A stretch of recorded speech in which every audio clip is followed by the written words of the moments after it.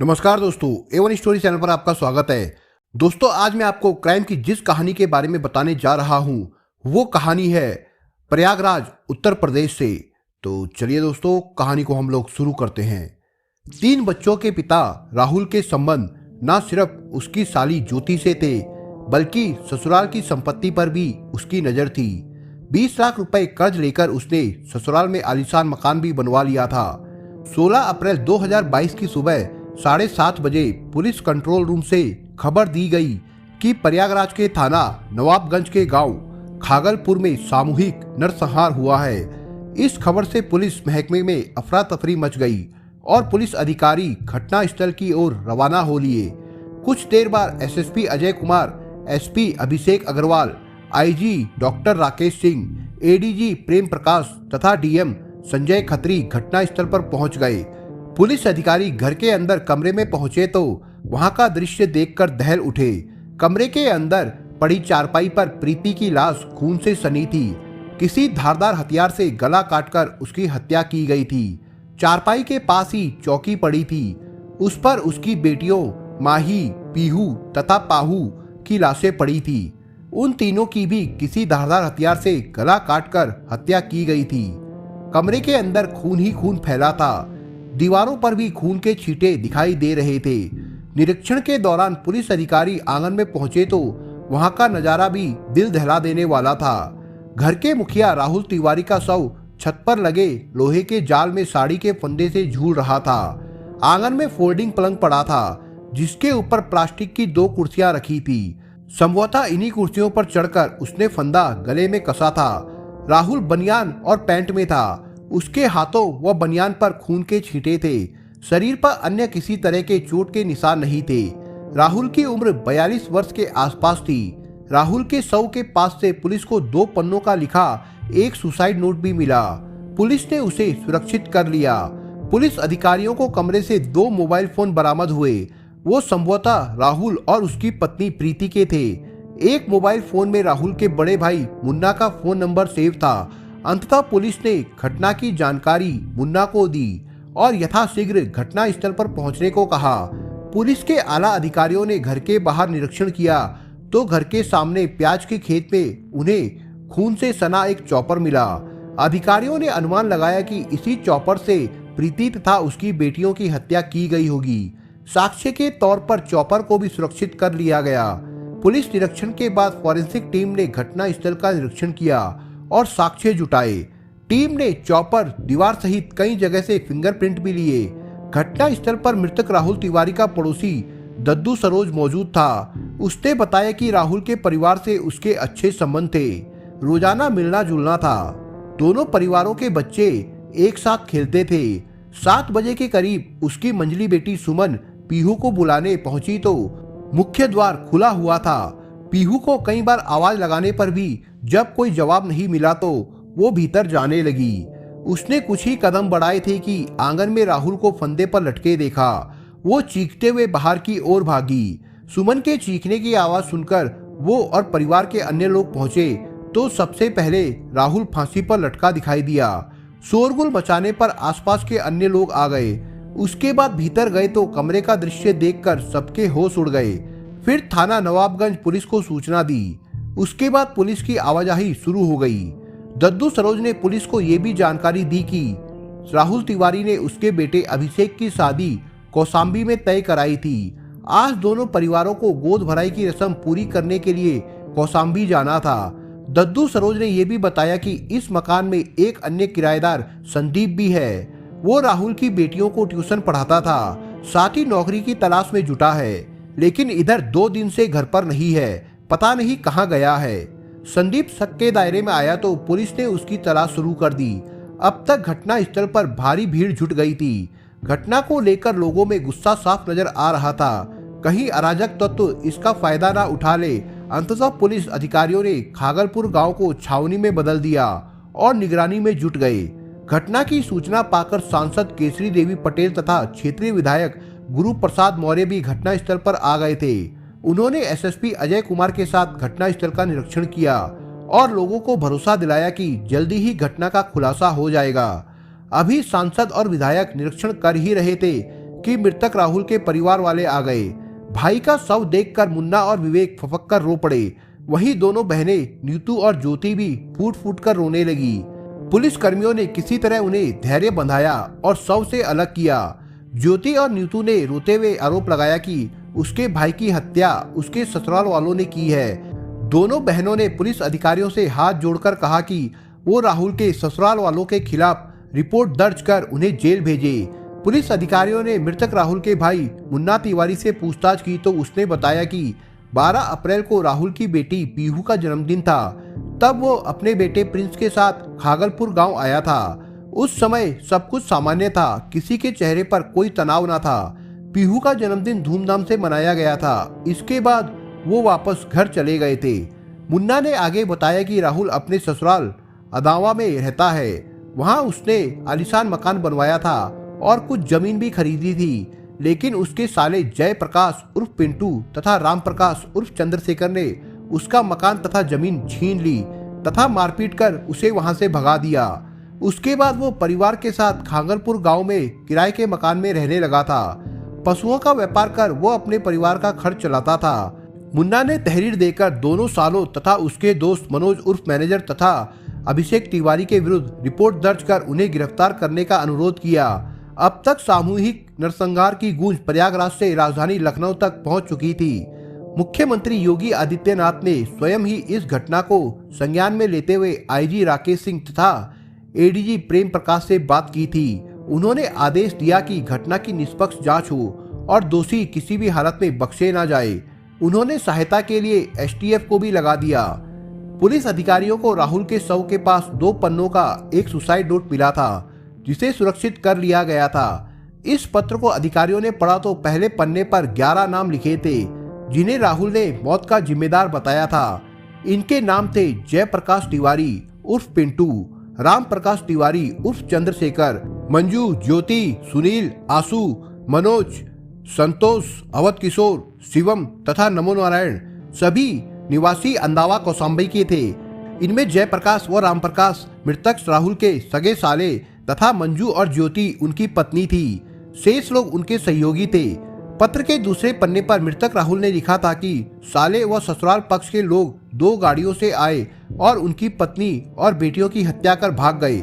साले और उनकी पत्नी तथा साले के दोस्त सामूहिक हत्या के दोषी है, लेकिन पुलिस जांच में ये बात गलत साबित हुई, क्योंकि ग्रामीणों ने बताया कि रात में कोई वाहन गांव में आया ही नहीं था। मृतक राहुल के भाई मुन्ना की तहरीर तथा सुसाइड नोट में लिखे गए नामों के आधार पर थाना नवाबगंज इंस्पेक्टर AK सिंह ने धारा 300/34 के तहत रिपोर्ट दर्ज कर ली और उनकी गिरफ्तारी के प्रयास में जुट गए। रिपोर्ट दर्ज होने के बाद पुलिस अधिकारियों ने 5 शव पोस्टमार्टम के लिए SRN अस्पताल भिजवा दिए। 3 डॉक्टरों के एक पैनल ने वीडियोग्राफी के साथ सभी शवों का पोस्टमार्टम किया। पोस्टमार्टम रिपोर्ट के अनुसार राहुल की मौत हैंगिंग से हुई थी, जबकि प्रीति और उसकी बेटियों की मौत श्वास नली के कटने तथा अधिक खून बहने से हुई थी। अब तक पुलिस ने घर में रह रहे दूसरे किराएदार संदीप पॉल को भी हिरासत में ले लिया था। पुलिस अधिकारियों ने उससे पूछताछ की तो उसने कई चौंका देने वाले खुलासे किए। संदीप पॉल ने बताया कि वो सुरेश शुक्ला के मकान में किराए पर रहता है और प्रतियोगी परीक्षाओं की तैयारी कर रहा था। राहुल तिवारी के परिवार से उसके अच्छे संबंध थे।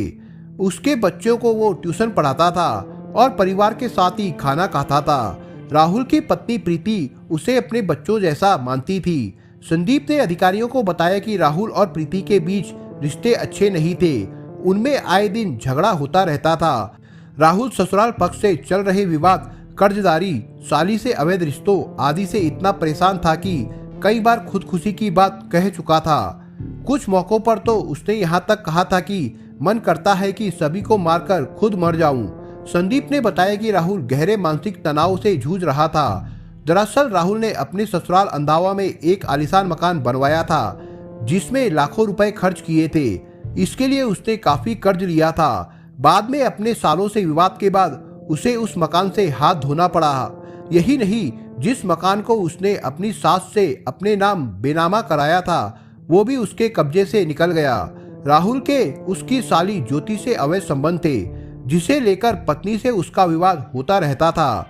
पुलिस अधिकारी अब तक की गई जांच, पोस्टमार्टम रिपोर्ट, संदीप पाल व अन्य ग्रामीणों के बयान के आधार पर इस निष्कर्ष पर पहुंचे कि घर के मुखिया राहुल ने ही पहले अपनी पत्नी प्रीति का कत्ल किया, उसके बाद बेटियों को भी मौत के घाट उतार दिया। ससुराल पक्ष एवं उनके सहयोगियों को फंसाने के लिए उसने आत्महत्या करने के पूर्व उनके नाम सुसाइड नोट में लिख दिए। हालांकि घटना की तस्वीर साफ हो गई थी, फिर भी नामजद आरोपियों की गिरफ्तारी के लिए पुलिस अधिकारियों ने 7 टीमें बनाई और उन्हें कौसाम्बी फतेहपुर के लिए रवाना किया। कौसाम्बी के थाना कोखराज के अंदावा गांव में राहुल की ससुराल थी। लगभग सभी आरोपी इसी गांव के थे। अंततः पुलिस की 2 टीमें अंदावा गांव पहुंची और ताबड़तोड़ छापा मारकर सभी 11 आरोपियों को गिरफ्तार कर लिया। सभी आरोपियों को थाना नवाबगंज लाया गया। पुलिस अधिकारियों ने उनसे पूछताछ की तो आरोपी जयप्रकाश व राम प्रकाश ने अपने बहनोई राहुल से संपत्ति विवाद की बात तो स्वीकार की, लेकिन बहन और उसकी बेटियों की हत्या से साफ इनकार कर दिया। अन्य आरोपियों ने भी हत्या से साफ इनकार किया, लेकिन पुलिस ने उनकी एक नहीं सुनी और सभी को कोर्ट में पेश कर नैनी जेल भेज दिया। पुलिस जांच से इस सामूहिक नरसंहार की जो घटना प्रकाश में आई वो कुछ इस प्रकार से थी। उत्तर प्रदेश के कौसाम्बी जिले के थाना कोखराज अंतर्गत एक गांव है अंदावा। इसी गांव में भोलानाथ तिवारी सपरिवार रहते थे। उनके परिवार में पत्नी पार्वती के अलावा 2 बेटे जयप्रकाश उर्फ पिंटू, राम प्रकाश उर्फ चंद्रशेखर तथा 2 बेटियां प्रीति और ज्योति थी। भोलानाथ तिवारी किसान थे। खेती बाड़ी से ही वो अपने परिवार का पालन पोषण करते थे। वर्ष 1990 में गंभीर बीमारी के चलते भोलानाथ का निधन हो गया। पति की मौत के बाद 4 बच्चों के पालन पोषण की जिम्मेदारी पार्वती पर आ गई। संकट के दिनों में पार्वती ने बच्चों को पाल पोस कर बड़ा किया था। जयप्रकाश व राम प्रकाश का मन खेती किसानी में नहीं लगता था। अंततः दोनों भाइयों ने गांव छोड़ दिया और लखनऊ आ गए। यहाँ वे प्राइवेट नौकरी कर अपना खर्च चलाने लगे। भाई बहनों में प्रीति सबसे बड़ी थी। वो बचपन से ही चंचल स्वभाव की थी। जवान हुई तो उसमें चंचलता और बढ़ गई। पार्वती के घर मुन्ना तिवारी का आना जाना था। वो पड़ोसी गांव भंदवा का रहने वाला था और दूर का रिश्तेदार था। मुन्ना 3 भाइयों में सबसे बड़ा था। मंझला भाई राहुल था, जबकि सबसे छोटा विवेक था। 2 बहनें ज्योति और नीतू थी। मुन्ना के पिता त्रिपुरारी कर्मकांडी ब्राह्मण थे। वो लगभग 8 बीघा उपजाऊ भूमि तथा 2 पक्के मकान के मालिक थे। पार्वती के घर आते जाते मुन्ना की निगाह उसकी जवान बेटी प्रीति पर पड़ी। वो उसे अपने प्रेम जाल में फंसाने का प्रयत्न करने लगा। वो जब भी घर आता प्रीति के लिए कोई न कोई उपहार जरूर लाता। उपहार पाकर प्रीति का चेहरा खिल उठता। धीरे धीरे मुन्ना प्रीति से हंसी मजाक और शारीरिक छेड़छाड़ भी करने लगा। प्रीति वैसे भी चंचल स्वभाव की थी। मुन्ना की छेड़छाड़ से वो आनंदित होने लगी। दोनों के बीच प्यार बढ़ा तो एक रोज मुन्ना प्रीति को भगा ले गया। बदनामी से बचने के लिए पार्वती ने मुन्ना के घर वालों से संपर्क किया और बेटी को वापस करने की गुहार लगाई। मुन्ना की पत्नी आरती को जब पता चला कि उसका पति एक कुंवारी लड़की को ले भाग गया है तो उसने बखेड़ा शुरू कर दिया। उसने अपने स्तर पर पता लगाकर और पति पर दबाव बनाकर प्रीति को बरामद किया और उसकी मां को सौंप दिया। प्रीति के भाग जाने से पार्वती की समाज में बदनामी हुई थी। अब उसे उसके ब्याह की चिंता सताने लगी थी। प्रीति कहीं दोबारा कोई गलत कदम न उठा ले, इसलिए वो जल्दी ही उसके हाथ पीले कर देना चाहती थी। इसी बीच प्रीति से संबंध बनाए रखने के लिए मुन्ना ने एक चाल चली। उसने पार्वती को राजी कर प्रीति का विवाह अपने भाई राहुल तिवारी से कर दिया। राहुल उस समय इलाहाबाद विश्वविद्यालय में संविदा पर काम करता था। कोर्ट मैरिज करने के बाद प्रीति राहुल के साथ रहने लगी। जमीनी विवाद के कारण राहुल की अपने भाइयों से पटती नहीं थी। जमीन मकान को लेकर अक्सर उसका झगड़ा भाइयों से होता रहता था। इस कारण राहुल शादी के बाद अपनी ससुराल अंदावा में रहने लगा। ससुराल में रहते राहुल ने कुछ सालों में ही अपना सिक्का जमा लिया। यही नहीं, उसने सास पार्वती को बहला फुसलाकर 16 बिस्वा जमीन भी अपने नाम करा ली। भारी कर्ज लेकर उसने ससुराल में एक आलीशान मकान भी बना लिया। मायके में रहते प्रीति ने 3 बेटियों माही, पीहू व पाहू को जन्म दिया। राहुल अपनी बेटियों को बहुत प्यार करता था और उनकी हर जरूरत को पूरा करता था। राहुल खुद भी ठाट बाट से रहता था और पत्नी बच्चों को भी अच्छे से रखता था। इस ठाट बाट के लिए वो कर्ज लेने से भी गुरेज नहीं करता था। कौसाम्बी के पश्चिम सरीरा का रहने वाला सुनार पुष्पराज लोगों को ब्याज पर पैसे देता था। राहुल भी इसी पुष्पराज सुनार से पैसा लाता था। आलीशान मकान बनवाने व अन्य खर्चों के लिए वो लगभग 20 लाख रुपए पुष्पराज से ले चुका था। रुपए मांगने वो अक्सर राहुल के पास आता था। रुपए न देने पर वो उसे धमकाता भी था। राहुल रंगीन मिजाज भी था। 3 बेटियों को जन्म देने के बाद प्रीति अब उसे फीकी लगने लगी थी। इसी दौरान राहुल के अपने 25 वर्षीय कुंवारी साली ज्योति से अवैध संबंध हो गए। एक दिन पार्वती ने ज्योति को राहुल की बाहों में झूलते देखा तो वो अवाक रह गई। उसने बेटी व दामाद दोनों को फटकार लगाई। यही नहीं, उसने प्रीति को भी सतर्क कर दिया और राहुल पर नजर रखने को कहा। निगाह रखने का परिणाम ये हुआ कि एक रात प्रीति ने भी राहुल को ज्योति के साथ देख लिया। फिर तो उस घर में जमकर हंगामा हुआ। प्रीति ने छोटी बहन ज्योति को भी खूब खरी खोटी सुनाई। उसने ज्योति से इस पर शब्दों में कहा कि वो उसकी सौत बनने की कोशिश ना करे, अन्यथा इसका परिणाम अच्छा नहीं होगा। लेकिन चेतावनी के बाद भी न ज्योति मानी और ना ही राहुल। दोनों को जब भी मौका मिलता मिलन कर लेते। ज्योति को लेकर अब प्रीति और राहुल के बीच अक्सर झगड़ा होने लगा था। आज ही आकर प्रीति ने मां पर दबाव बनाकर ज्योति की शादी कुंडा निवासी सूरज के साथ करा दी। लेकिन राहुल ज्योति को ससुराल नहीं भेजता था। वो किसी भी कीमत पर ज्योति को खोना नहीं चाहता था। ज्योति मायके में ही ज्यादा रहती थी। इसी बीच बीमारी के चलते ज्योति के पति सूरज की मौत हो गई तो वो मायके में ही रहने लगी थी। राहुल यही तो चाहता था। राहुल के साले जयप्रकाश और रामप्रकाश लखनऊ में नौकरी करते थे। दोनों भाइयों को जब पता चला कि उसके बहनोई ने धोखाधड़ी कर 16 बिस्वा जमीन अपने नाम करा ली है और बहन ज्योति को भी बहला फुसलाकर उससे संबंध बना लिए हैं तो उनका माथा ठनका। वो नौकरी छोड़कर गांव आ गए और खेती किसानी करने लगे।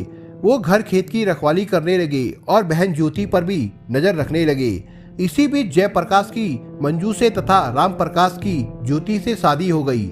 जुलाई 2021 में राहुल और उसके सालों जयप्रकाश व रामप्रकाश के बीच जमकर झगड़ा हुआ। इस झगड़े में परिवार वालों ने दोनों भाइयों का साथ दिया। सबने मिलकर राहुल को जल्द घर छोड़ने की चेतावनी दे दी। मजबूर होकर राहुल ने नवंबर 2021 में अंधावा स्थित ससुराल का घर छोड़ दिया और प्रयागराज से 40 किलोमीटर दूर नवाबगंज थाना अंतर्गत खागलपुर गांव में सुरेश शुक्ला के मकान में किराए पर रहने लगा। सुरेश शुक्ला बीएसएफ में सहायक कमांडेंट थे और प्रयागराज में रहते थे। परिवार के भरण पोषण के लिए राहुल पशुओं की खरीद फरोख्त का व्यापार करने लगा था। लेकिन इस व्यापार में उसे इतना मुनाफा नहीं होता था कि वो परिवार को ठीक से चला सके। कर्ज लेकर उसे गृहस्थी चलानी पड़ रही थी। इसी मकान में एक अन्य किराएदार संदीप पाल रहता था। वो नौकरी की तलाश में था और प्रतियोगी परीक्षाओं की तैयारी में जुटा था। संदीप मिलनसार था। जल्द ही उसकी दोस्ती राहुल से हो गई।